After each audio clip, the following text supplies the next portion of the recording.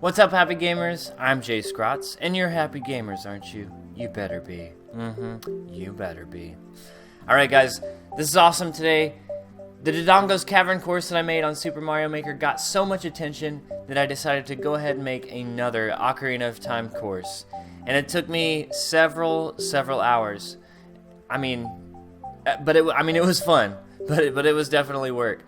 It's the Fire Temple, okay? It's the Fire Temple. If you remember, as the game progresses, as Ocarina of Time progresses, the dungeons get more and more difficult, more intricate.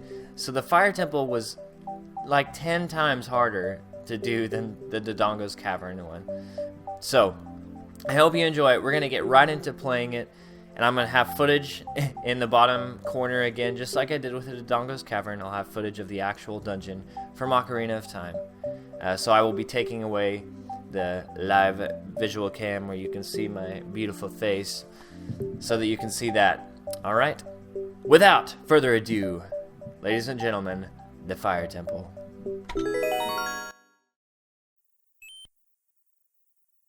Alright guys, so I figured I'd do some commentary over this while you're watching it so that I can kind of explain to you what I did with everything. So obviously right here is the stairs right into the entrance of the Fire Temple, and there are a couple of fire bats around, so I added those little Goombas with wings.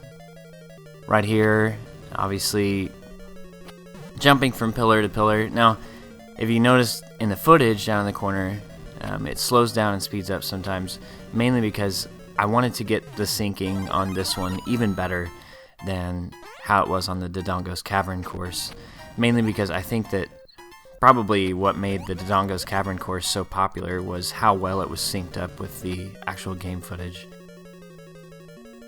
So here, obviously I've got a lift going back and forth, and then some tumbling blocks or whatever you want to call them. And obviously the famous bomb sink that was in my Dodongo's Cavern one. This is the only thing I could figure out to do with a locked door, was to have a one-way wall. And then obviously vines, and as you can see, it takes a long time for Link to climb up, so I had to speed up the footage so he looks like a little scurrying rabbit climbing up a fence, even though rabbits can't climb, so that doesn't make any sense, Jay. Lift going up into a pipe here.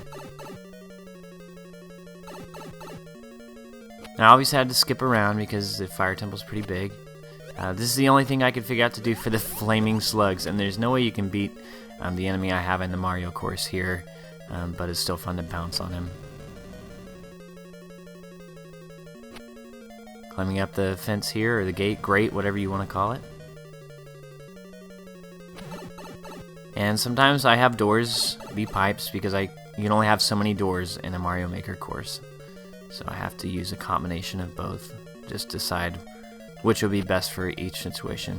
Now here, it's pretty interesting. Obviously I didn't have anything for the giant rolling boulders, so I used the grinders to replace the boulders.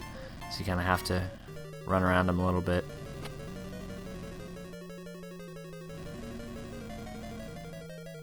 Okay, and he's obviously not getting hit as much as Link is getting hit, but that's okay. Little P-switch here. And I made it so that whenever you get a mushroom in this, you're actually obtaining something like a small, or you're playing it. What am I talking about? Man, I suck at this. When you open a chest, it's gonna show. God, I'm still saying it. When Link opens the chest on the game footage, Link on Mario Maker course will get a mushroom. Here's a P-switch. You have to race. God, why am I still saying that? I am so sorry. Link is going to race up there, and it's so fast, it's ridiculous because it's so much longer than I could actually do in my course. And then 200 rupees. So I did a little coin block here.